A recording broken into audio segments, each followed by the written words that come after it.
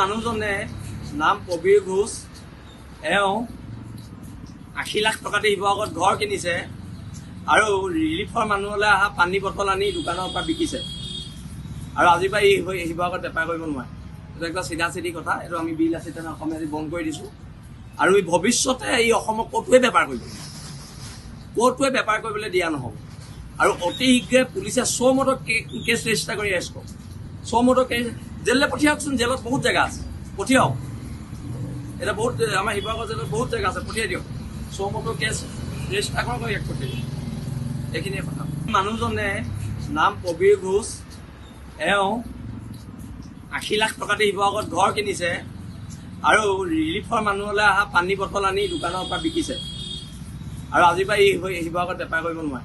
এইটো একটা চিধা চিধি কথা। এইটো আমি বিল আছে তেনে অসমীয়া বন্ধ কৰি দিছোঁ আৰু এই ভৱিষ্যতে এই অসমক ক'তোৱে বেপাৰ কৰিব, ক'তোৱে বেপাৰ কৰিবলৈ দিয়া নহ'ব। আৰু অতি শীঘ্ৰে পুলিচে চৌমদৰ কেছ ৰেজিষ্টাৰ কৰি এৰেষ্ট কৰক। চৌমদৰ কেছ জেললৈ পঠিয়াওকচোন, জেলত বহুত জেগা আছে, পঠিয়াওক। এতিয়া বহুত আমাৰ শিৱসাগৰ জেলত বহুত জেগা আছে, পঠিয়াই দিয়ক। চৌমদৰ কেছ ৰেজিষ্টাৰ কৰক, ইয়াক পঠিয়াই দিয়ক। এইখিনিয়ে কথা।